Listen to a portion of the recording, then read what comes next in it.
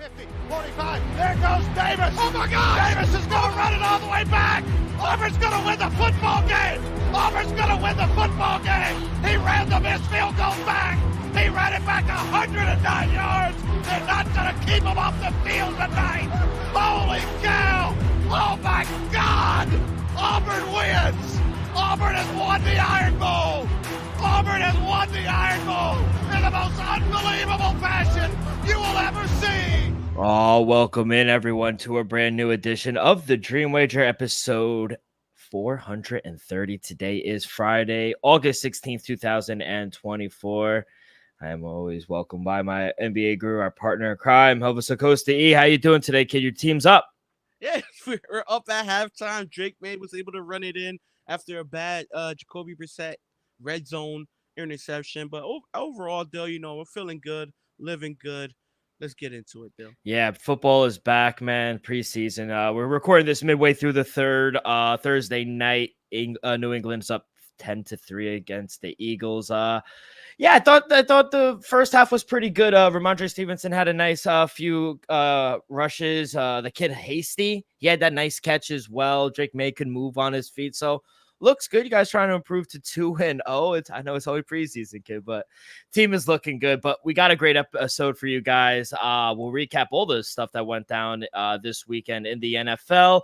Great interview with the Smuggleroo podcast. We break down everything the Redskins. And then we continue our two-a-days with the Redskins and the Philadelphia Eagles. 14-game slate on the diamond as well, and the WNBA is back. So we'll have some plays towards the end of the show. But, kid, let's get my team out of the way. We're in some trouble. We talked about it on the interview with Anthony and TJ, but yeah, Hassan Reddick officially requested a trade. That is twice now in a matter of a few months.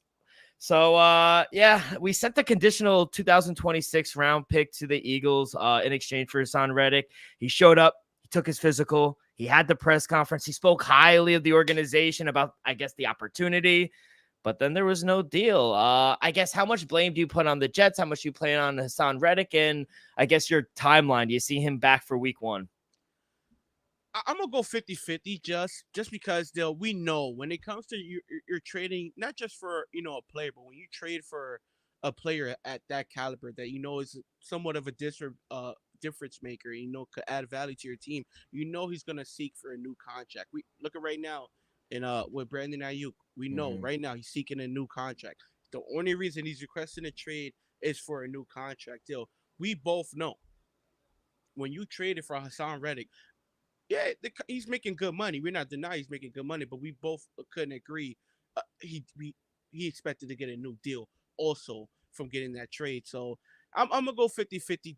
Can as a Jets fan, can you be mad at Hassan Reddick? Absolutely.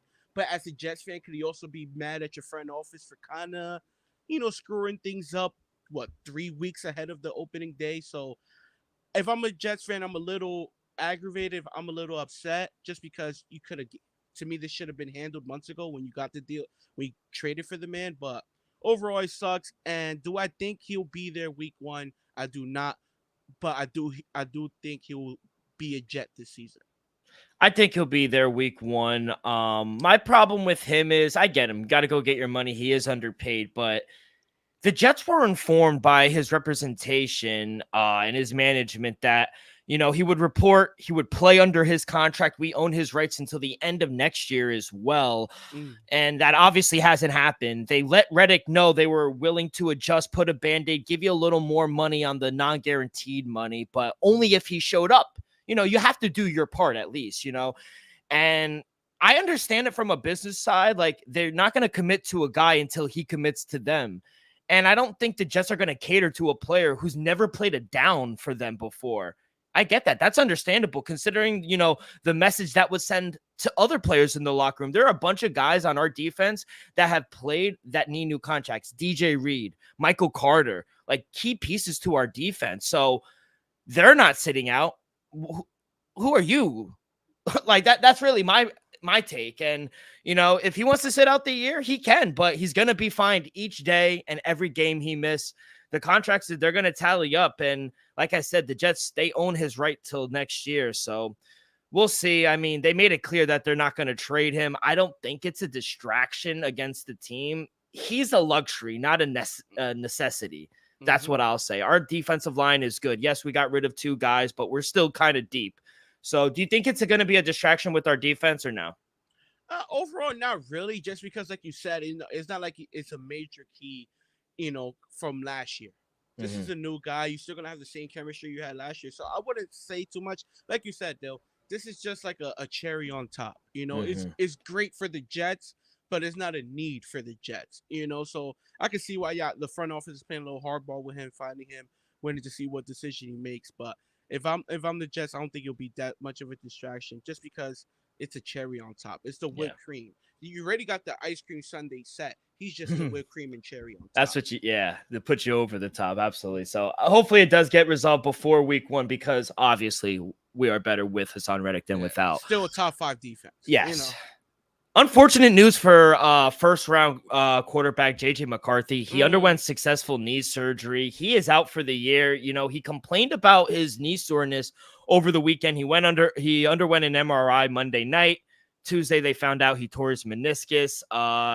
He's out for the year. It's a tough blow for the Vikings. Sam Darnold will start for week 1 for the Vikings. JJ McCarthy, first quarterback drafted in the first round in the common draft era since 1967 to miss the entire rookie season due to an injury. Tough blow for them. And, we've seen this kind of pattern with the Vikings. Teddy Bridgewater in 2016, he suffered that non-contact injury. That was tough for him. Kirk Cousins, he ruptured his Achilles last year, and now JJ McCarthy. So very unfortunate, but I think it's the right move to sit him. Yeah, Dale. It just sucks. I'm on record saying I don't think JJ McCarthy is a first-round quarterback, but he's a pretty good quarterback, nothing less.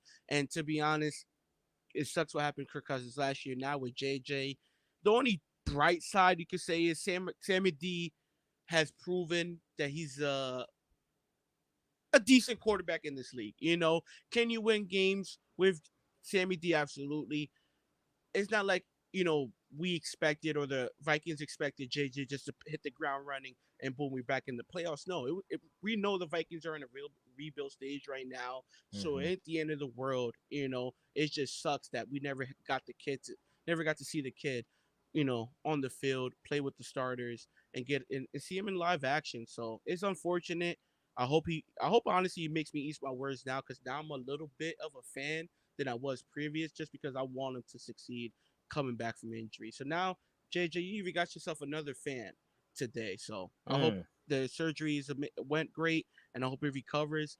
And don't rush him back, Vikings. Just wait till next season, and hopefully he's a stud. Oh, look at this. This is nice to see. People coming full circle. Yeah, You I weren't was high on him. record. I was like, and the kid is from Michigan, and I hate everyone that comes out of there. And even I was advocating, being like, hey, the kid's I hate him, but the kid's a top he's a first round talent.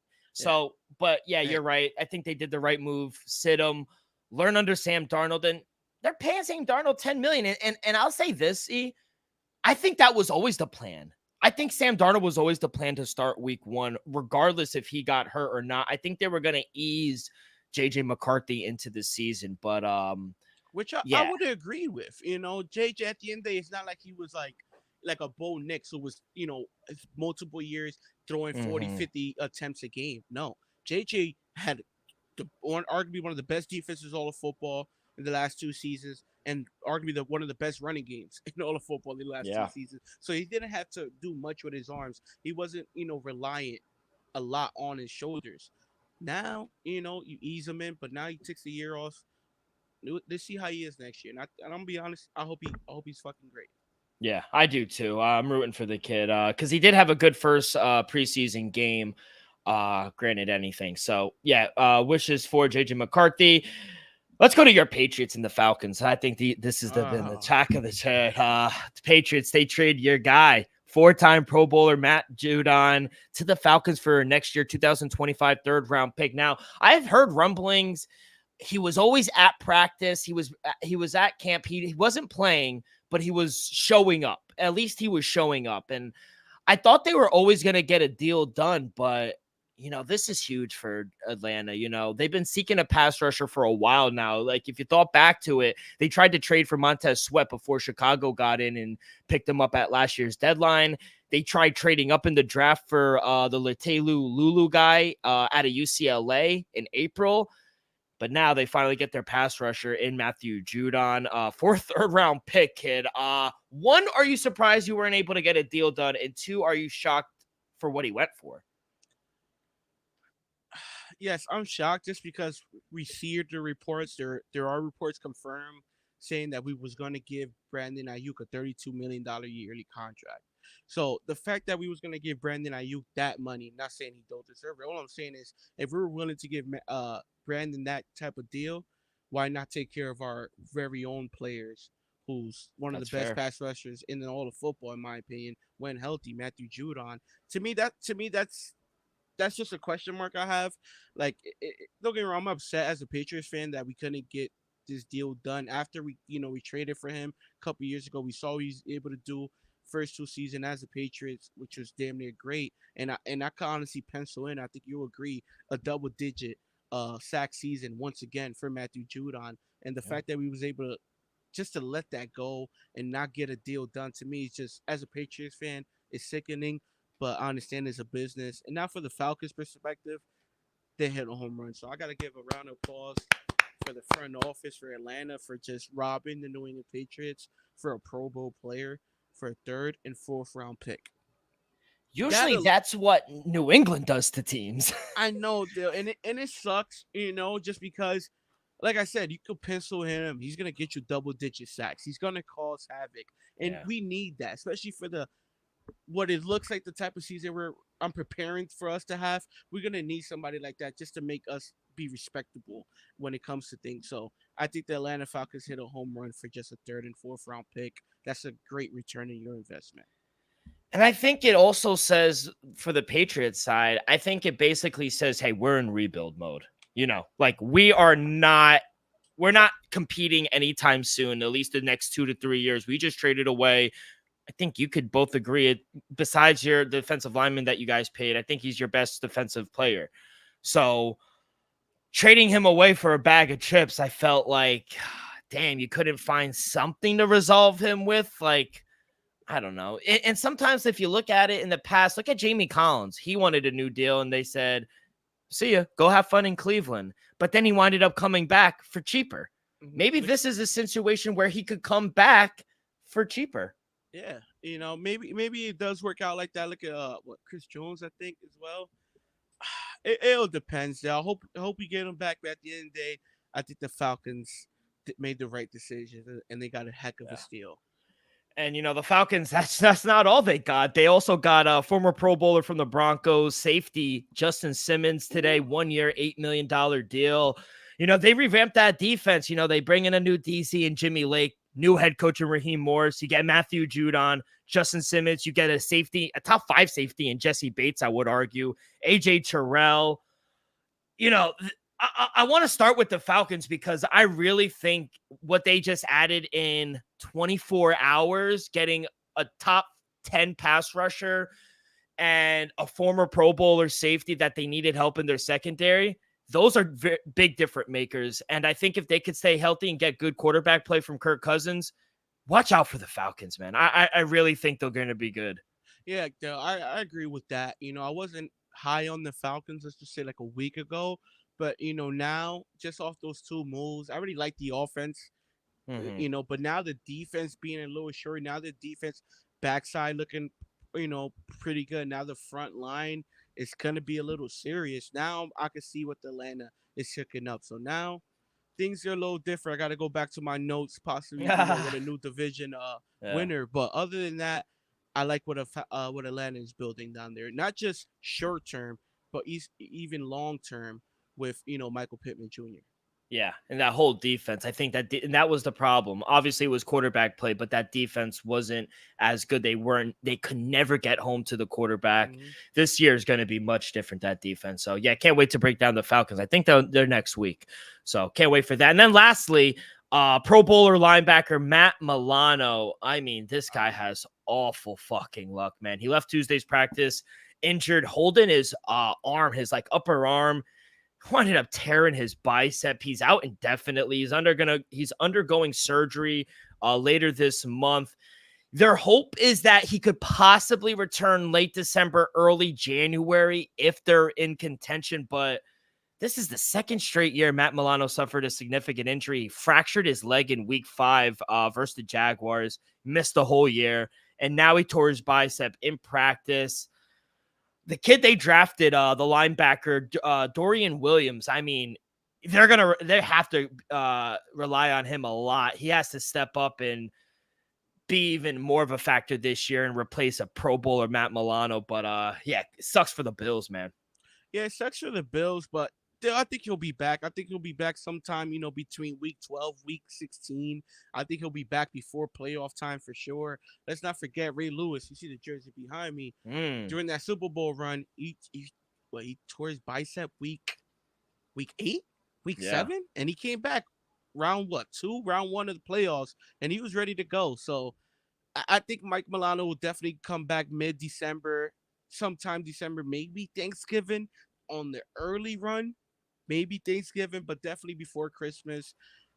He's a much-needed player, especially with everything that the Bills, I'm not going to say lost, but just happened to not re-sign this offseason. You're going to need Mike Milano back, especially if you want to be, make a playoff push. So hopefully it they sucks. stay in playoff contention. That is my worry, because if they don't and that defense takes a major drop, then why rush him back? We said that you was higher on the Bills than I was last season.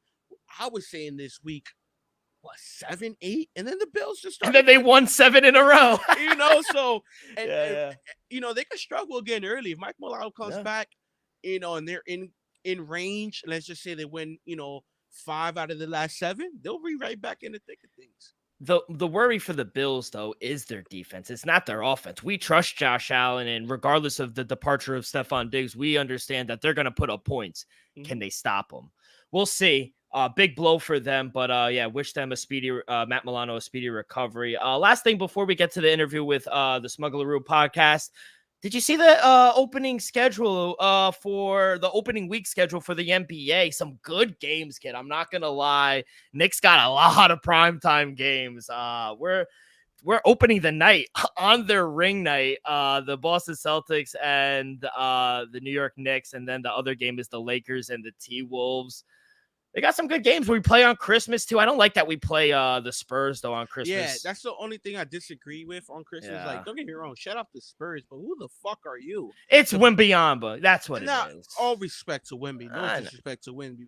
What the fuck have you done? I know. Like, why the Bucks not playing? Why the Heat not playing? We've been to, 3 out of the last 5 Eastern Conference Finals? Like, to me. That's a good point. Like, don't get me wrong. Wemby's going to draw what was worldwide audience. He's box office. I'll give him that. I'm not denying that.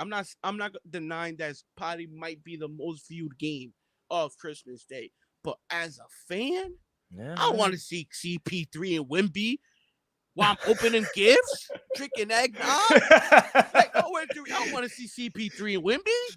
With all respect, I want to see Giannis. I want to see Dame. Yeah. That's a much better, and I think you agree. I agree. As a Knicks fan, even though I do think we'll be favored in the game, I would agree. I would like to play the. Think you'll be favored. You got to be favored by 12.5. At least got to be double digits. I mean, I'd really like to play the 76ers on Christmas, but they play the Celtics, and then you got the T-Wolves, Mavericks. See, that's a game. That's a game. Honestly, I like the last game, the Suns and the Nuggets, 10:30. There's some good games, but I wish it was Nuggets, Mavs, and then Suns, T-Wolves. Personally, yeah. But hey, kid, the schedule's coming out. We're just a few months away. 2.5. Yeah, 2.5. Man. Unfortunate news though. Your boy Joe Harris retired, so no more Joe Harris. There were some stretches. No. I say this all the time. If Joe Harris just shoots 30% from the 3-point line against the Bucks, round 2 of 2021 season, we win a championship. He made. Go back at the stats, people. I'm a Nets fan. For anybody who really watches basketball, I'm not going to say the words because I'm on record, the numbers, because I might be wrong. but look at his 3-point shooting against the Bucks in the second round. He's the reason why we lost. I'll say Not this. KD. Not Kyrie, not James Harden. He played 504 games for the Nets, Cavs, and Pistons. He played 10 years in the league. He was a career average 43.6% from the 3-point line, and he won the 3-point contest in 2019. Kid was 43% from beyond the arc is solid. I'm not denying the fact that the kid was a shooter. All I'm saying is, look what he shot against the Bucks round 2 of that series. He's not a shooter. I saw it. But people go on bad stretches. I think you could admit that, and I could admit that. No, I admit that. Okay. But to say somebody's a shooter, like Derek Fisher, probably didn't shoot 43%, but he's a shooter. Mike Miller, so he has the dog in him. Shane Battier didn't shoot 43%, but Shane Battier's shooter. Ray Lewis didn't shoot 43%. Ray Lewis is a shooter. Hedo Turkoglu ain't shoot 43%. Hedo Turkoglu is a shooter. May I go on? Do I have to? So you're not gonna cry over Joe Harris leaving the league, is what you're saying. Good riddance. Great career, my boy. But as the Nets, you count your fucking days if you're still at that, bro. Oh my God. Don't bullshit. Go back to that series. I'm gonna look. I gotta look. And look what he shot. And you're gonna be like, bro, if he just made like 4 extra threes, they would have won. I know. Oh man. All right. Before we get to the Smuggler Podcast, great interview with Anthony Urobu and TJ Bateman. Before we do that, tell you guys about our sponsor, Viva Tequila Seltzer, the most refreshing hard seltzer on the market, hands down. There's no wonder why Viva was voted #1 hard seltzer in the world by a San Francisco World Spirit competition. Light, 4.5 ABV, only 88 calories, 0 carbs, 0 sugar. It's the perfect drink for your post-game celebration. New flavor, coconut, out now. Working on getting it. It's not in the New Jersey, New York market just yet, but it's the best. You know, they flavor their tequila seltzer because flavor is the spice of life, and they like our drinks with just a kick, just how we like our lives. Whether it's Huckleberry playing around the golf with the boys or an elderberry watching the NFL preseason, it doesn't matter. Our favorites pair perfectly with that Artisanal Blanco tequila for that subtle and refreshing drink. Our belief here at the Dream Wager and at Viva is live long, live well, and live it up. And now, here is our interview with the Smuggleroo Podcast. All right, great interview with the Smuggleroo Podcast. My boy Tone Urobu and Thomas Bateman. They're a little high on their Washington Redskins. I love it. I mean, I'm a little high on them, and I think from all the reports that I've heard, watch clips, read from the beat reporters in the DMV area, feel like this new regime with Dan Quinn, Cliff Kingsbury, new ownership. They mentioned Adam Peters. I thought that was a great mention because that GM, he's been with the 49ers. He helped build the Denver Broncos as well. So that was a great call on Adam Peters as well. And they're going to sneak up on some teams, kid. What are your thoughts real quick overall on, I guess, the Redskins and them moving forward with Jaden Daniels? Yeah, I'm on record saying I wish the Patriots would have lost to the Arizona Cardinals. We would have been locked in at number 2, and we would have got Jaden Daniels, and the future would have been looking really bright. Not saying it doesn't look bright with Drake May. All I'm saying is it would have been 12,000 HIDs. That's what I'm saying with Jaden Daniels. But overall, to be honest, though, I think the Washington Commanders are definitely heading towards the right direction. I think get Dan Quinn, who's a great defensive mind, who's, look what he did in Seattle, look what he did in Atlanta. I understand 23-8, but the man was also up 28-3.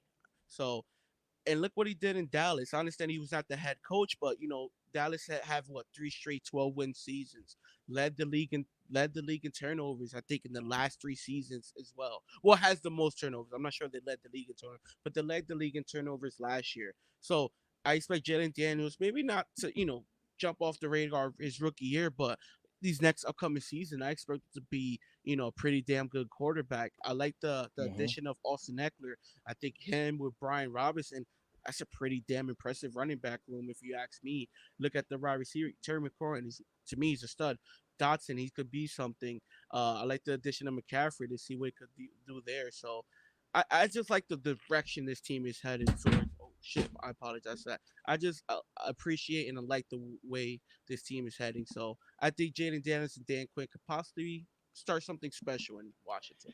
Yeah, no, I agree in everything that I've seen. I mean, we talked about the first preseason in the interview as well that you just listened to.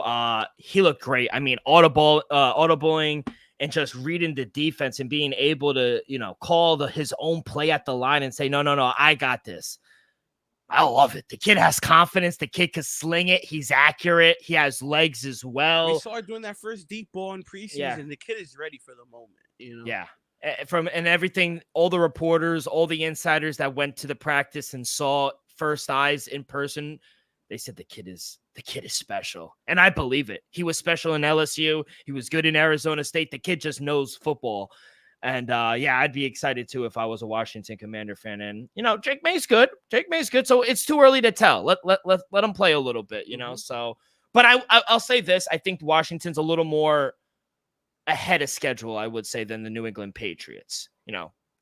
Especially yesterday, because we recorded the interview before the Matthew Judon trade. So you losing a guy like that kind of sets you back, especially on defense. And, that front seven for the Washington Commanders, they're really going to get after you. So let's start, because there's not really a lot to talk about for them. I mean, Super Bowl 120-1. I don't know anyone touching that just yet. NFC 50-1. Not going to touch that. They have the third best odds to win the NFC East at 11-1. Any opinion on that? Do you want to touch that or no? No, not that. I think it's too tough to overcome with Dallas and Philadelphia. I do think we could touch their win total, though. It is sitting at 6.5, minus 120 towards the over, minus 102 towards the under. They're favored in 3 games only, underdogs in 14, but I honestly wouldn't agree with that. I don't think they have that tough of a schedule as well. Anthony, TJ, they see more than 6 wins, and I think I see more than 6 wins as well, but I want to get your opinion real quick. Thoughts on their win total? I had a tough time coming up with it just because, I'm trying to be non-biased. I'm trying to be really honest. And I'm going to go with the over, though. At first I counted 6 wins, counted 7 multiple times, and I counted 6 again. And I'm going to give them the edge. You know why? Because I expect this defense I'm not saying they're going to be electric or anything, but I expect it to force a couple of turnovers. And I think that's going to help the young quarterback, going to help them time of possession, insert the running game. And I feel like if Dan Quinn and that defense is flying around, causing havoc, it's just going to benefit the young quarterback and also the offense. So I expect the defense to be a little better. I expect the offense to be better with Jaden Daniels in that running back room. So overall, though, I'm going to say 7 wins. Do they have a shot to go under? Absolutely. But I'm more confident at the 7 than I am 6 today. Yeah, I counted 7 a few times. I even counted 8. I gave them a win, maybe, because there's upsets. Obviously, it's the NFL, so I gave them 8 a few times as well. You gave us a good quarterback stat during the interview. I have one for you now. Only 3 quarterbacks of those 25, because there have been 25 different quarterbacks since 2002 for the Washington Commanders. Only 3 of those 25 have an above 500 record. Can you name them? Damn. I'm going to say RG3 because he made the playoffs. Wow. Damn. Kirk Cousins? Mm-mm. No. Not Campbell. Not Tyler Heineke. Nope. Tyler Heineke is 1. And he got it by the skin of his teeth. He was 12, 11, and 1.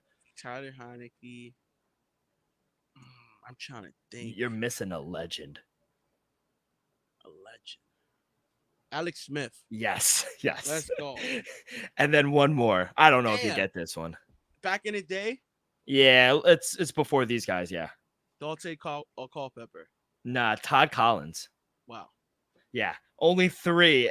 3 of 25. So the reason I said that is just because, I do like the over as well. I'll lay it the minus 120. Them getting Jaden Daniels, it kind of feels like for the first time, and you heard it in their voices, Anthony and TJ, like there's hope. Just like me with Aaron Rodgers, like you finally have hope. I know you've had it your whole life. So, but I heard it in their voice, and it kind of seems like the end of the tunnel. I think with his arm ability, his knowledge of the game, his rushing ability as well, I really think he's going to win some games and put them on their back. I'm a real big fan of his. And their defense, that's another thing. So last year, obviously, they traded Montez Sweat, Chase Young.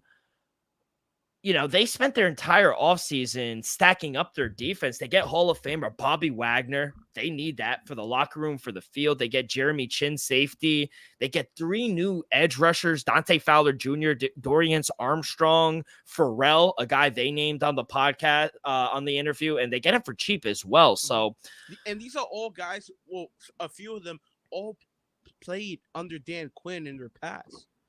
That is my next point, is the head coach. And if someone could get this team going to build culture, to turn this defense around, it's Dan Quinn. I mean, I think very highly of Dan Quinn. In his 3-year stint in Dallas as DC, they've ended impressive numbers. Under Quinn, the Cowboys ranked first in interceptions, defensive takeaways EPA, while ranking second in forced fumbles as well as takeaways. So this team is going to fly. This team is going to play hard as well. So yeah, I see it. Their schedule is not too tough, I would say. I think it's in the middle of the season. I think it starts to get a little tough and towards the end. But I think in the beginning of the season, outside of that week 3 Monday night game on the road against Cincinnati, which is a brutal game, week 3 for them, they're winnable games. The Giants at home, Arizona, I feel like they could win. I even think there's a shot week 1 against Tampa. I like Tampa, but I think there's a shot. I think Carolina at home, Tennessee at home. I think there are just winnable games on this schedule, kid. So yeah, I'm gonna go over here. Make the playoffs. A little too much though. Plus 310 or 320. Yeah, not going there. I barely got him over. Got him. Okay. All right. So now there's player props. Only 2 guys we can talk about before we get to Jaden Daniels, because I think there's more to talk about with him. Let's talk about Scary Terry. Now, we brought him up during the interview, and the number is just, I think it's disrespectful. They thought it was too. I mean, this guy, with all the turnaround at quarterback, still manages to get 1,000 yards. Why is his prop at 875.5? When you think they're going to throw the ball more? They're not going to run it more. They're going to throw it more with Cliff Kingsbury. So I got to take the over. And at plus money, I got to take a chance at over 4.5 receiving touchdowns as well for Scary Terry. So yeah, I'm going over and everything for Terry McLaurin. Yeah, I'm staying away from his touchdowns though, but I'm going over 875.5 receiving yards. Like you said, this number is too low and slightly disrespectful. I understand, you got a rookie quarterback. You probably don't. Vegas probably don't expect they're gonna pass the ball much, but the kid's gonna sling it, And I understand he is a rookie quarterback. But this might be the best quarterback Terry McLaurin had in his career. So he might just be due for breakout seasons or the best season he had. So it wouldn't shock me if Terry McLaurin puts up numbers he never done before. So I'll lean the over 4.5 touchdowns as well. But I do love the over 875.5. It's just too short. Yeah, I agree. They're gonna spread it around. They got the kid Luke McCaffrey as well. Zach Ertz at tight end as well. So they're gonna spread it around. I get why it's at plus money, the receiving touchdown, but 4.5 sales team's too low. So I would take a shot, but I do like the receiving yards over. And the only other guy I guess we could talk about is the quarterback out of LSU, Jaden Daniels, offensive rookie of the year, plus 600. He's the second best odds. Any value there? I think it's some value. I like Harris. I like Neighbors, and I think Caleb Williams most likely will win it. He is the favorite. I think it's worth a shot just because let's just say Caleb doesn't. Let's just say he gets hurt week 12 or something. Let's just say he misses 3 games. Jaden Daniels plays all 17, has a very productive season. He might win the award, so I think it's definitely worth a sprinkle for Jaden Daniels. He's a quarterback. He's gonna get the touches. I'm pretty sure he's gonna get some rushing yards, rushing touchdowns. So if his turnovers are low, and let's just say they do go over the win total, I think he's live for the award. Yeah, honestly, I know Caleb Williams is at plus 135 for the favorite, but I still wouldn't take him. I would take the field. I think Jaden Daniels has value. We already said our offensive rookie of the year. I took Malik Napier's at 14-1. He's down to 10-1 now. So thank God. I hope you put that ticket in because he is down to they're listening, kid. Even Ryan Kramer came on and he said, yo, that was a great number. I don't even think out there in Vegas where he lives, he got 14-1. So yeah, make sure you guys jump on these lines because they are moving quick as the summer progresses. So yeah, I still think there's other value. And I know JJ McCarthy was a great 30-1 low ball because, if he winded up coming in and playing some games and leading that team, I thought JJ McCarthy was a shot. Bo Nix at 14-1. I think there's a shot. Even Drake May at 34-1. I mean, what if he surprises people? I know they're not playing for playoffs, but you go out, win 5-6 games, Drake May throws for 3,500 yards. Who knows? I mean, what if he just goes out there and puts numbers up, rushes for 600-700? At 34-1, I think at the end of the day, I think there's better options. So, all right, let's go to other props for Jaden Daniels. His rushing prop, 525.5. Now, I brought this prop up on the interview because I thought it was so low. Granted, it was college, but he rushed for over 1,000 yards. And we saw it in the first preseason game. They're going to do a lot of option reads with Austin Eckler, Brian Robinson Jr., and he reads the DN very well. He could get out to the outside, and he's a big guy to take down. So I got to go over 525. The line is not good, and he's going to be able to scramble out of the pocket and extend plays. That's what makes him such a dynamic player. So I got to go over this. Yeah, Dale, give me the over 525 as well. Like I said, I think the kid's gonna be a special dual threat, and we know as a rookie, he's gonna rush things. He's gonna see his first read, first option, not gonna be there. Kid might just take off, So he's gonna probably take a couple of weeks to get sit there, go through his first, second, third option, and then either throw it away and then take off. But it wouldn't shock me if the first couple of weeks, the kid, first read not there, he takes off. And not for nothing, it wouldn't shock me if he goes 600-700 yards. Yeah.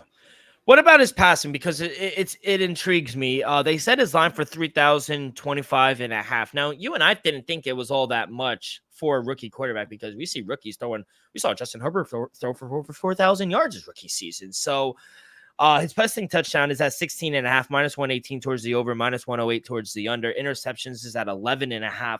What do you think you're going to see year one passing wise from his passing yards to his TDs to his interceptions? Because I was kind of on the fence. I really didn't have the numbers looked low. First glance at it, they looked low, but I just really liked the rushing yards. I didn't really have an opinion on his passing performance. So what do you think passing wise? Well, out of the three, Dale, I only took one officially, so I'm going to start there. I'm going to take his over 16.5 passing touchdowns at minus 118.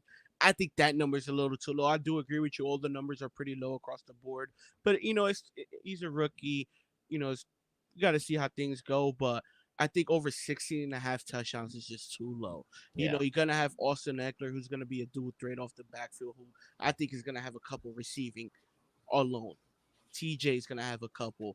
Zach Ertz is a threat in the red zone. So I just feel like the kid has options, and with his legs, he's going to be able to move around, and make a late throw here or there. So I think 16.5 is just too short. I think the kid gets at least 18 to 22, somewhere around there. Would it shock me if the kid goes over 20?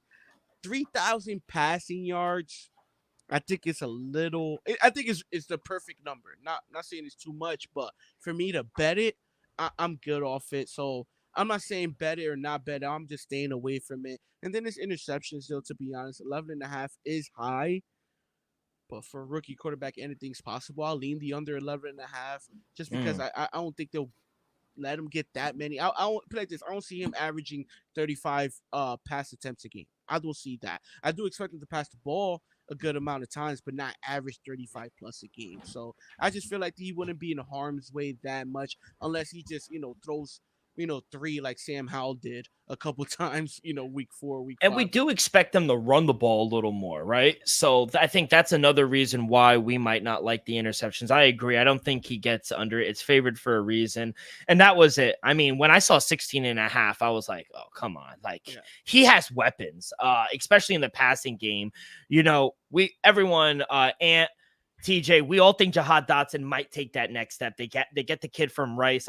I keep mentioning him because I really think the kid out of Rice is good. Luke McCaffrey in the slot.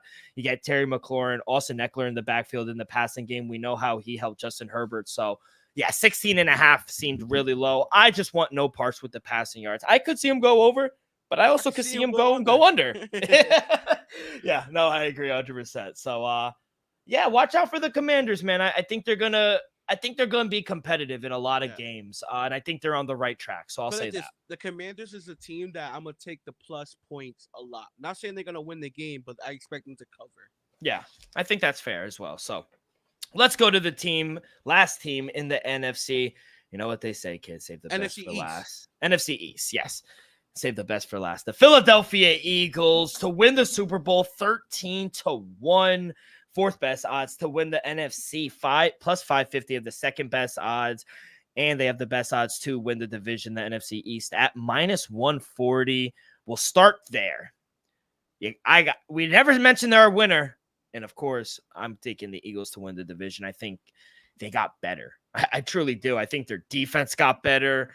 They upgraded their running back position. They said Nick Sirianni, he's gonna stop calling plays. They bring in a guy like Kellen Moore at the OC.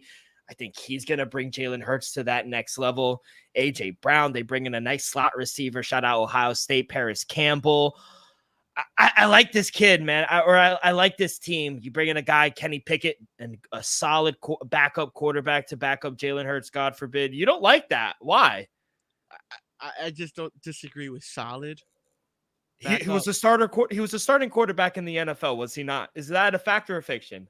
It's a fact. That's a fact. He was a starting quarterback in the NFL, just like Zach Wilson. Just like Zach Wilson. So is Zach Wilson a solid backup quarterback? He's a solid third string quarterback. Okay, then. But I still want Zach to come on the pod. NFC East, yeah, I got him. I got him winning the division, kid. I just think they're too good, especially with the unknowns with Dallas. And I think Washington's 2 or 3 years away, and we all know about the Giants. So, I got him to winning. I'm not going to touch the Super Bowl. I have my sneaky pick for the NFC come in a few weeks.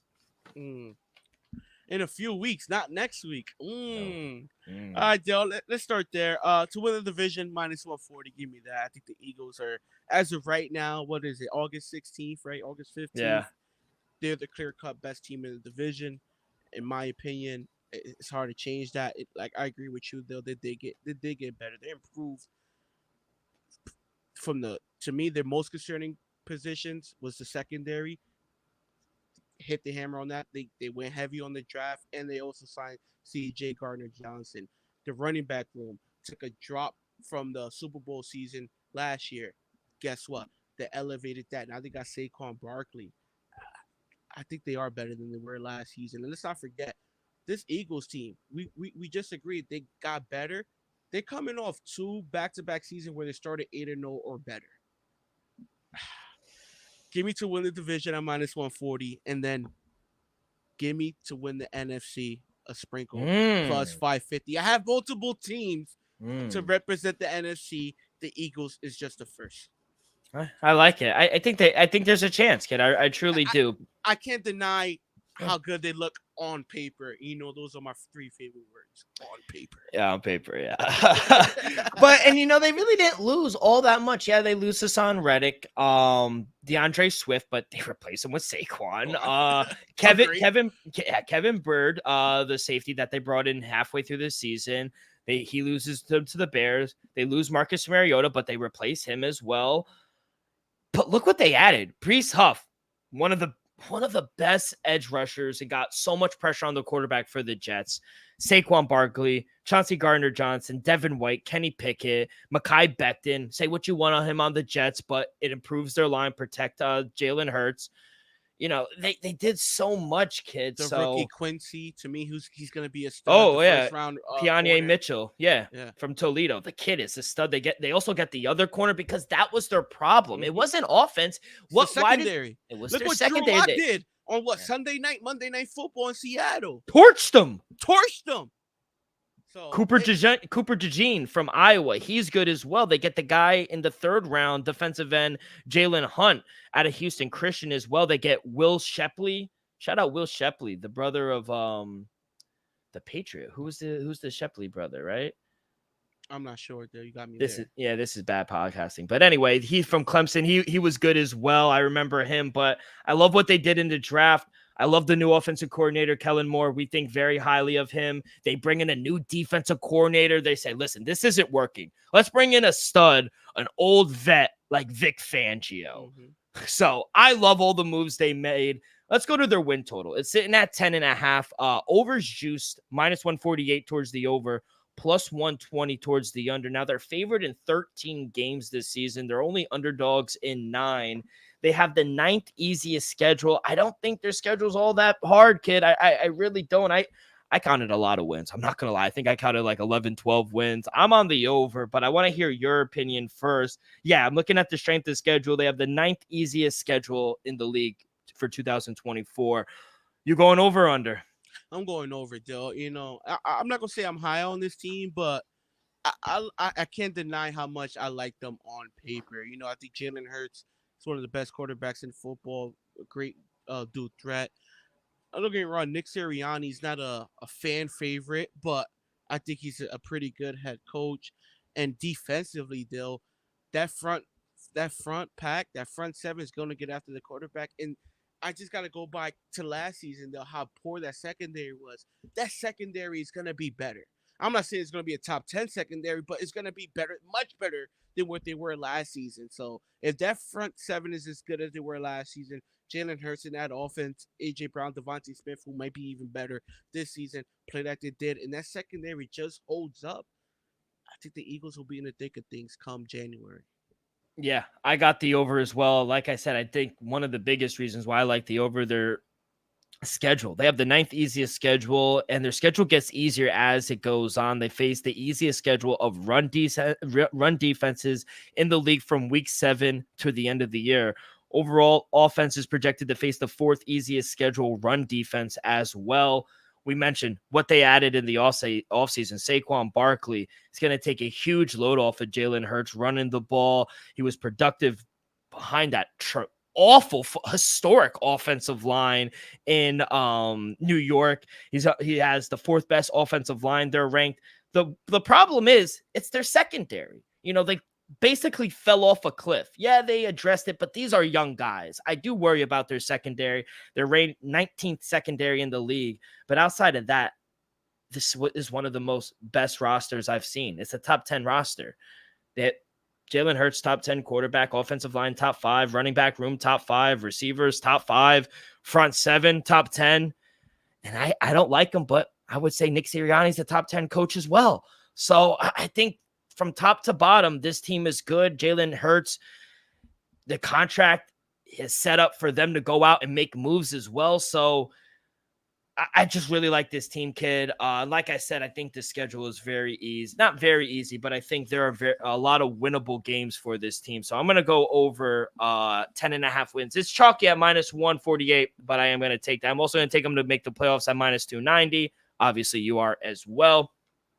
Let's go to the player prop section because there's a lot of guys we could talk about. I want to get the defense out of the way real quick because they bring in a guy like Breece Huff, had a career year in New York. He winded up having 10 sacks for the Jets, but all the pressure that he got, he could have got 13, 14 sacks. It's sitting at 8.25. Now, he took that huge step from 2022. We're having 3.5 sacks to all the way to 10 sacks.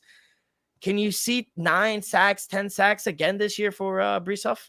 Yeah, Dale. You know, I'm gonna go with the over. I have 2 props, so I'm gonna go Breece Huff over, just because, like you said, he could have easily got 11, 12, 13 sacks last season for the Jets, and I think he'll be freed up to get because let's not forget the tank in the middle. Oh yeah, Jalen Carter. You got the Georgia Bulldogs all in front of that defensive line. So I think 8.5. I think I'm not gonna say it's short, but from what we saw last season, I expected the number to be a little higher, especially if he's going to Philadelphia. Not for nothing, you got Daniel Jones, you got a rookie quarterback in Jaden Daniels. The Cowboys' offensive line is worse than what it was last season. I think you'll have opportunities to get after the quarterback. Yeah, I agree. I'm taking the over as well. Even the Jalen Carter prop at 6.75. That's slow. That's low as well. I mean, Jalen Carter, say what you want, but man, the kid had a really good 2013. It was his rookie year, and he had 6 sacks. He's definitely going to get one more because, like you said, they bring in a guy like Brees Huff who's going to demand double teams at some points, and it's going to free up Jordan Davis, going to free up Jalen Carter. You got Sweat on the other side as well. His front seven is going to get after it. You got Nolan who could come after. Yeah. They deep. Nolan Smith. They deep, man. They are deep, and hopefully it will help that young secondary out. So I do like that over. Let's go to the secondary. Darius Slay Jr., vet in the game. Low interception prop. It's at 1.5. Excuse me, 1.5. So he just needs 2 interceptions. He got 2 interceptions last year. He had 3 in 2022. 2021, he had 3. 2020, he had 1. So he's gone over this in 3 straight years. It's at minus 156. It's kind of chalky. I'm probably not going to play because I wouldn't want to tie my money up for a minus 156, but I would lean over. I do think Darius Slay has 2 picks. Yeah, I ended up staying away from it just because it's so chalky, Dill. But it is big play Slay, so you got to lean this over. All right. And let's start with AJ Brown. Real quick, my final defensive my prop is I'm gonna take a swing at it, Dill. Rookie defensive player of the year, Kenyon Mitchell, cornerback, Dill, at plus 1,400. I give him a shot. If the Eagles have a great season, he has a couple of picks. He ends up being the guy that's covering, let's just say, CD Lamb come playoff time. Just, if he's out here guarding those guys, the Amon St. Browns, the Deebo Samuels, if he's out here guarding those guys and having success, then I think he's in the long run to win rookie defensive player of the year at plus 1,400. Yeah, I'm surprised you touched that. If I'm being honest, because I was looking at it, I was like, and I wanted up not bringing it up because I was like, I don't think Elvis is going to talk about that. But kid out of Toledo, you're high on him. I think he was the best corner in the draft. Yeah. I if he just goes out there, let's just say, he just holds CD Lamb, let's just say under 100 catches, 70 yards, no touchdowns. You're gonna get some coverage on you. You'll live with that, especially if the week prior he went for like a $140. People will be like, the rookie did pretty good. So, and let's see how he does against Malik Neighbors. Let's see how he does against Terry McLaurin. In the division, he's going to have opportunities to shine. And if he do shine in those matchups, still, he has a shot. I love it. Let's go to the offense. We'll start with the outside threat in AJ Brown. Receiving yards, 1,225.5, minus 112 both ways. His receptions, 86. Another one I just think is so low. Minus 112 both ways. His receiving touchdowns is at 8.5. The over is at plus money, plus 106. The under is at minus 134. That's something I really want to stay away from. It seems kind of high. He only had 7 last year. He went on that cold stretch where he didn't really get a touchdown for like 4 or 5 games. 2022, he did have 11 touchdowns, but I'm not going to touch that. I will touch his receiving yards over, and I am going to take his receptions over. This is their best receiver. The connection him and Jalen Hurts have is special. This guy's going to catch 100 balls. He caught 106. It was top 10 in the league last year. He was top 5 in receiving yards with 1,400. I think the kid gets 1,400, regardless of who they got. Paris Campbell, he's not going to steal too many receptions and yards off of him. You obviously got Devontae Smith on the other side of the field and Dallas Goedert as your tight end, but I don't think they're going to take that much away from him. Yeah, Devontae Smith will get 1,000 yards, but outside of that, I think we see a big year from AJ Brown. So over his receptions, and I'm going to take over his receiving yards. Dill, I'm not saying he's going to have a bad year, but I'm going to go under 12.25.5. Don't get me wrong. He's roughly back-to-back seasons around 1,500 yards, 1,400 plus. He's back 2 years. Him and Jalen do have an amazing connection, Dill, but I just have feeling he goes under this mark. 12.25.5 to have 3 consecutive seasons at 12.50 plus. To me, that's pretty damn great. Not saying he's not all damn great, but to get 1,100 yards, still a great season for AJ Brown. So I'm gonna go the under 12.25.5. I just feel like it's just a little too high. Don't get me wrong. wouldn't be shocked if he goes over at all. Wouldn't shock me if he goes for another 1,400-yard season. But I'm gonna fade it this year, and then I'm gonna go under 8.5 touchdowns at -134. 8.5 is too high, to be honest. He had a career year last season, and he didn't even go over this mark. He had 7. I expect him to be, around 5 to 8. Especially with Saquon there, the push tush is still Mhm. live and well. So I don't expect him to go over 8.5. So I love the under 8.5, and I like the under 12, 25.5. All right, let's go to the other side. And Devontae Smith, his receiving yards is at 975 and a half. And like I just alluded to, this guy is going to get 1,000 yards. Mm-hmm. This is another guy that just gets 1,000 yards as soon as he comes into the league. He is dynamic. He's a speedster. He doesn't drop a lot of balls either. I think that's the key that goes unnoticed. So I'm going to go over 975 and a half yards. Now, his receiving touchdowns, it's at 5.5. I would lean over if I'm being honest. I would lean over. How about you? I'm going over his 975.5 receiving yards. In his rookie season, he had 916. Followed that back up with back-to-back 1,000-yard seasons. I agree with you. He's a 1,000-yard receiver all day. 975 is just about right.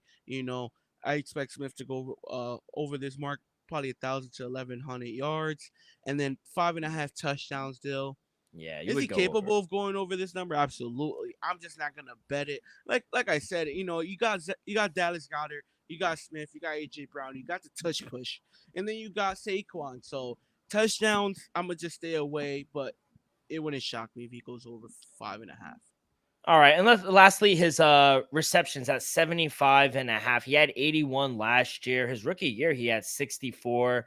2022, it was his best year. He had 95 catches. I would lean over. It's at -112 both ways. I would lean over. The guy's going to catch anywhere from 75 to 85, maybe even closer to 100 balls this season. And with Kellen Moore, they're not going to run the ball more. They're gonna throw the ball more. So yeah, I like Devontae Smith over his receptions as well. Yeah, Anything? I lean it. I love it. I wouldn't say I love it, but I do like it. I'm just not gonna bet it. Okay, let's go to the tight end because fantasy. You're a Dallas Goddard guy. Receiving Hey, yard. I've drafted him a couple times. I know you like him. 625 and a half yards, -112 both ways. I don't know if he'd be a tight end number one, like fantasy wise, I'll say, but the kid is serviceable. I don't really know. I don't have a good feeling on what he would do. I mean, he only had 592 yards last season. He got hurt, right? Yeah, Yeah, he got hurt. So I don't know. 2022, he had 702 yards. 2021, he had 830. That was his best year. I don't know. Gun to my head, probably lean under if I'm being honest, just because there's so many mouths to feed, and Saquon could catch a lot of balls out of the backfield as well. Exactly. Till I ended up staying away from his receiving yards. He got hurt last season. I honestly, it's too many mouths to feed. I expect him to have a good season, but to touch it over yards, I'm gonna stay away. But I'm gonna go over 3.5 touchdowns still. I'm -112. I feel like he'll be an end zone threat, and I feel like I could be wrong about this, but I have a feeling that the Phillies are just gonna the Eagles are gonna tone back the tush push. You got Zach Ertz here, you got Saquon there. Just tone back the tush book. You don't need pay Jalen Hurts. You don't need him in there fighting for that half a yard every time. So I think we'll see more of a Dallas Goddard Saquon in the red zone. So over 3.5 touchdowns to get 4 touchdowns. I like that. I love it.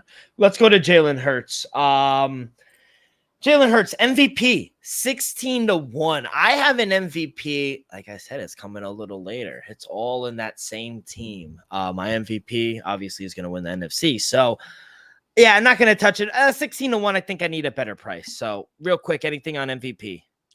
No, I don't think he'll win MVP just because, like I said, though, you got the weapons, you got Saquon, you got the offensive line. I don't think the media will give him the credit that he deserves if they do happen. Go over wins. Have the number one seed and everything. So I think he'll get credit, just not the MVP.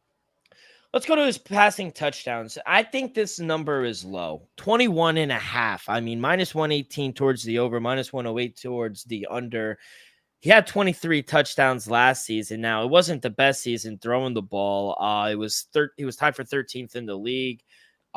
He threw for 22 in 2022. 2021, he threw for 16, and then obviously his rookie year, he went under that as well. He only played a few games.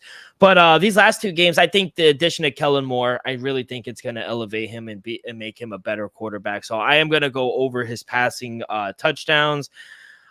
I'm going to stay away from his passing yards. I do think he can go over. He threw for 3,800 last season. He went over this in 2022, threw for 3,700.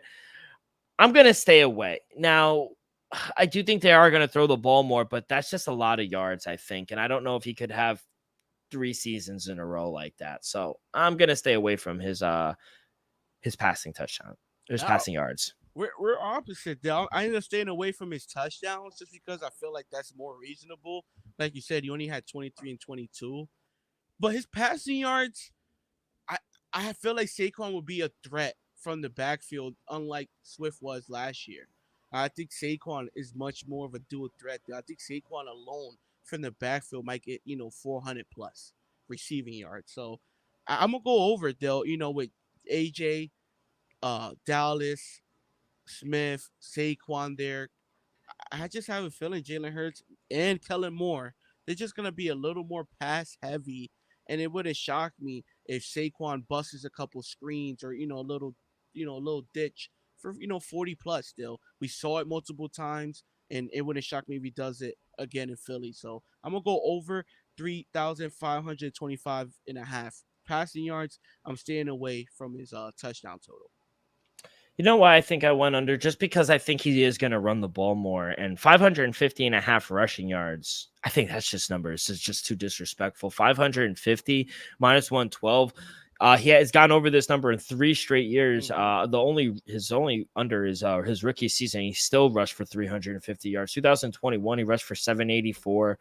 2022, he rushed for 760. And then last season, he rushed for 605 yards. I don't know why this number is not at 600 at least. So I think Jalen Hurts, I don't think he's going to run all that much, but he's dynamic. When the offensive line is good, but it does break down sometimes, and Jalen Hurts loves to run. So, and how many tush pushes are we going to get? A couple.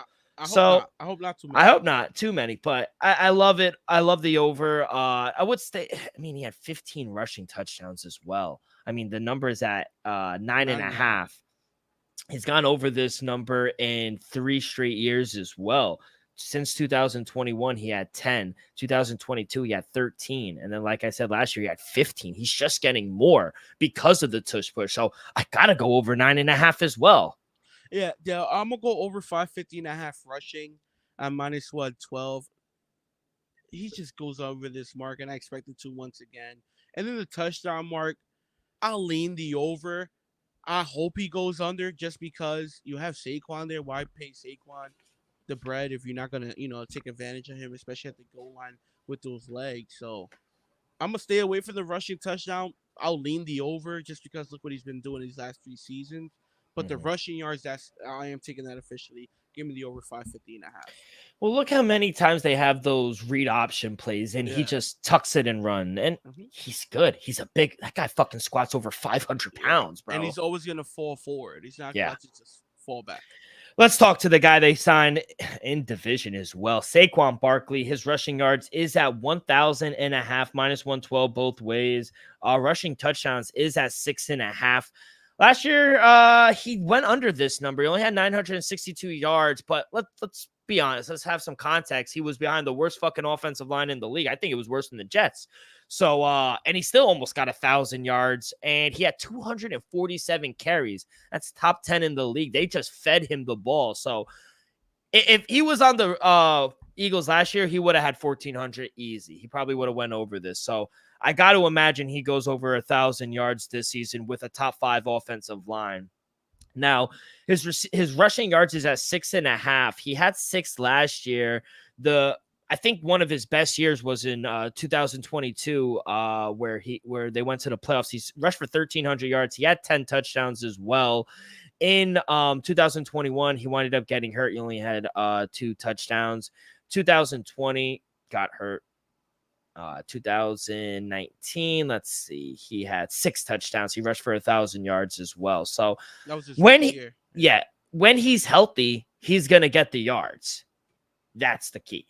I think he can stay healthy. I think behind this offensive line, and I don't think they're gonna use him as much, but that's fine. They don't need to use him as much to still get over these numbers. So I'm going to take over 6.5 touchdowns because I do think at the goal line, instead of tush push, instead of quarterback sneaking, they're going to give it to him. You don't go out and get a guy like Saquon Barkley to not use him in the red zone. So I think he's going to go over this 6.5 touchdowns and 1,000 yards.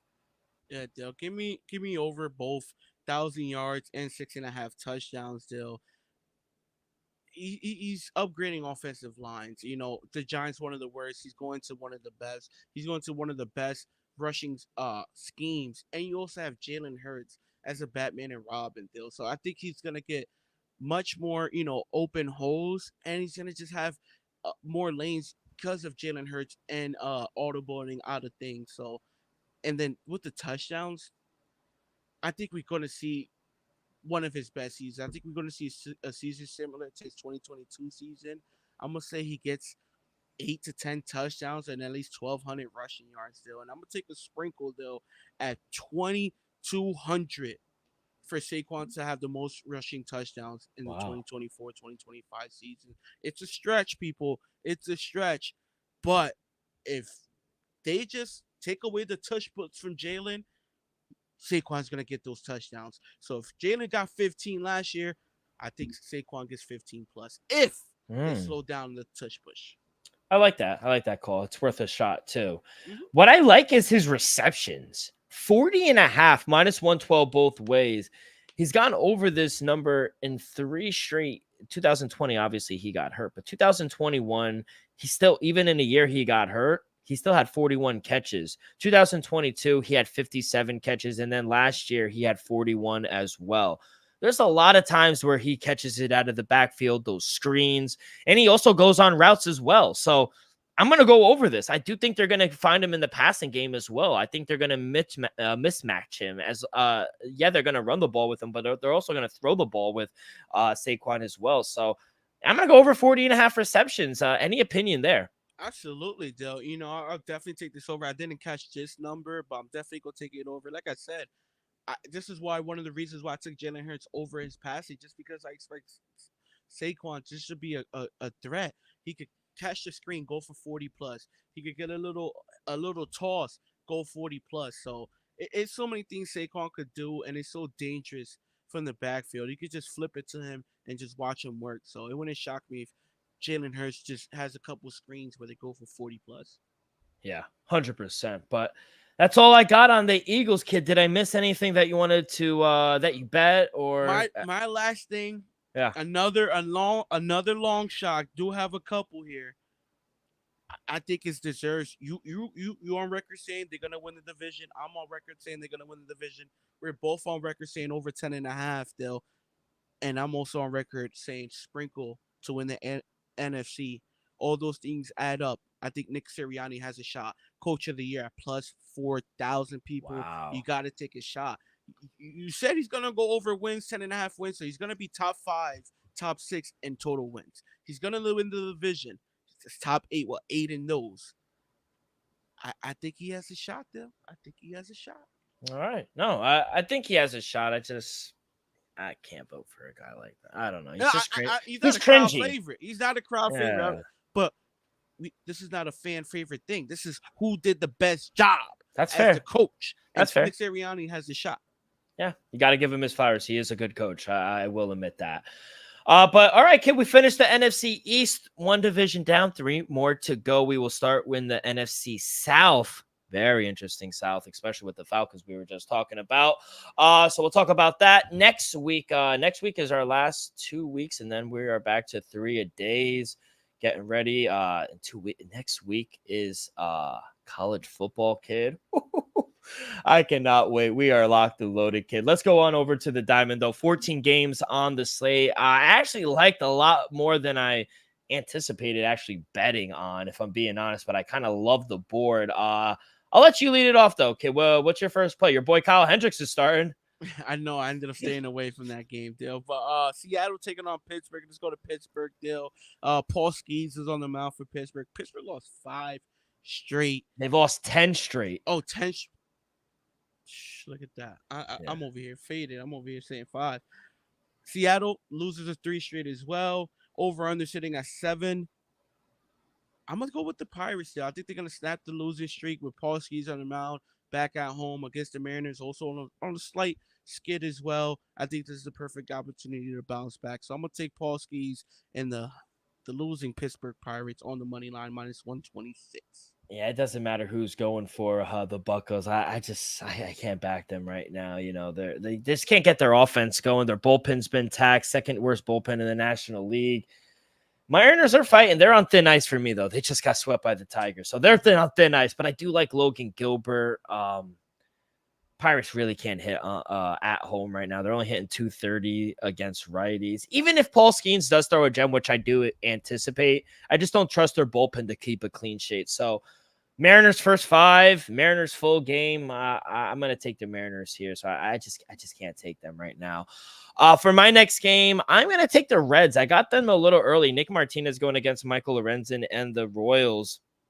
I think it should be a high-scoring game. I'm not the highest on Michael Lorenzen, but Nick Martinez, he has looked good in the month of August, especially his last start against a top 10, I'll say, top 10 lineup in the Milwaukee Brewers. He threw 7 scoreless innings. He struck out 7. I think this could be a really good spot for them. Royals, they struggle to hit on the road. They struggle in general on the road. And Reds, they're red hot. Winners of 7 of their last 10. And Michael Lorenzen, first 2 starts for the Royals, not good. He's given up a bunch of hits. I just don't trust the Royals on the road in general. So I'm going to take the short price here for the Reds at home for my next play. I like it. I like it. Let's head down to Tampa, where the 2 Ryans will be battering off at the pitching mound. Over under sitting at 8. Kind of had a pick on Tampa minus 108 on the money line. Arizona minus 104. Tampa loses 4 out of the last 5. I'm gonna go with the hottest team in the league right now in the majors. Shocked that it's basically almost at a pick 'em right now, but I understand. I'm gonna go with the Diamondbacks minus 113 on the money line. Right now you can shop. They're minus 104, so shop around. People shop around. I caught it earlier. I'm just shocked that you're getting this low of a number with the Arizona Diamondbacks. I understand they're on the road, but at the end, it's Tampa, people. Yeah. It's Tampa. Yeah, couldn't agree more. They're the hottest team in baseball right now. I mean, you can't get in front of them. 9-1 in their last 10. They've won 6 in a row. And meanwhile, I put the Rays on my do not bet list. They stink right now. 3-7. They just got swept by the Astros. Astros won 8 in a row though, so they're good. And offensively, they just can't put it together. Another team I just really can't trust. They're under 500 at home. They've only scored 4 total runs in that series against the Astros. I still think this is a good matchup where they don't hit righties well. Rays actually hit lefties well, so that's kind of a matchup I kind of like to take advantage of. But against righties, only hitting 221. Yeah, I think the Diamondbacks keep it rolling. So, no, I agree there. I'm going to take the Diamondbacks to keep it rolling. My next game, I'm going to take the Rangers. Andrew Heaney against the Minnesota Twins. I know his record doesn't look good, but Andrew Heaney has been great at home. I mean, his last 3 starts at home, 16 innings, 1 run given up. Rangers are 3-0 in those starts. If they could find a way to give them 4 or 5 runs, I think they should win this game, and they're scoring some runs right now. They're averaging 6.6 runs in their last 5 games. Bats are hot right now for the Rangers. I think this is a good time. Twins, they struggle to hit on the road. Their bullpen, 3rd worst bullpen since the All-Star break. So they're struggling. I'm going to take the Rangers here. I think this is a good spot. Yeah, I'll tell you what, one of us are going to go 2, win 2, and the other one's going to lose 2. Because I'm going the opposite way. Give me the Woods Richardson on the mound with the Minnesota Twins. Give me the Twins minus 108 on the money line. But basically both had a pick. I'm looking around. Hanley has been dealing much better at home as of late, but I'm going to just go with the better team, in my opinion, in Minnesota. All right. My next game, I was going to take, just didn't really know who's going for them. My dog of the day, home puppy. Give me the Angels. Jose Sereno. I mean, he's looked really good at home his last few starts. He's only given up more than 3 runs at home 1 time since April 27th. he's been serviceable. Angels 4-1 straight up at home in his last 5 starts in LA. I think they're live at plus. I got plus 133. So I think there's some value. Spencer Swellenbach, he's been good on the road as well. He's only given up 2 or more runs one time in his last 5 starts on the road. So should be a lower scoring game, I think, with Jose Sereno and Swellenbach. But I think the Angels are live here at the money, and the Braves just can't go get it together offensively. They got shut out here on Thursday. So I'm going to take the Angels. I think they're live here as my last play. I like it, though. I like it. That's all I got there. I got those 3 plays, just about it. So I'm gonna take Pittsburgh on the money line, Arizona on the money line, and Minnesota on the money line. Dennis faded me in 2 of those. So one of us just gave out some winners. Yeah, we'll see. We'll see on Monday. But kid, I know the WNBA is back as well. Any plays? Caitlin Clark is in action tomorrow. She will be playing. Anything you like here? They are 3-point favorites. Well, I'm gonna lean the plus 3.5 with Mercury going the other way, just because the Fever has won 2 straight games against the Mercury dating back to prior to the Olympics, and I expect the Mercury to bounce back coming off that run. So give me the Mercury plus 3.5 after losing 2 straight games to the Fever. I'm gonna take Connecticut Suns minus 5.5 against Dallas. First half of the season, Connecticut Suns are one of the best teams in the W. I expect them to carry that forward. And then I'm gonna take another heavy favorite. I'm gonna take the Seattle Storm. Seattle Storms. Minus 6.5 on the road. Atlanta's one of the worst teams, let's just be honest. And I think Seattle keeps the ball rolling. So give me Seattle minus 6.5. Give me Connecticut Sun minus 5.5. And I'll lean plus 3.5 with the Mercury. And I'm just on the way out real quick. I want to make a note. Saturday in the afternoon before UFC 305. Great game in the WNBA. Las Vegas Aces and New York Liberty. Vegas 2.5-point favorites at home. Lean the Aces here. Coming out of the gate strong. It should be a really good game. But yeah, make sure you guys watch the fights. UFC 305 this weekend down in the land under in Perth, Australia. Kid, any big plans this weekend? What do you got going on? Nah, this weekend, I'm taking it slow, just chilling, Yeah, same to you. But all right, kid, make sure you watch the Little League World Series as well. We got it all going on. But that's going to do it. Thank you again to the Smuggler Podcast, Anthony and TJ, for coming on. That is going to do it for this Friday edition of the Dream Wager. On behalf of our sponsor, Viva Tequila, Elvis, myself, we will see you guys on Monday. So make sure you guys follow along our social media, Twitter and Instagram at the Dream Wager. If you haven't already, hit that like button, subscribe, rate, give us a review, leave in the comments who you'll be betting on this summer. All that good stuff really helps the show grow tremendously. So be a friend, tell a friend, and we will see you guys on Monday.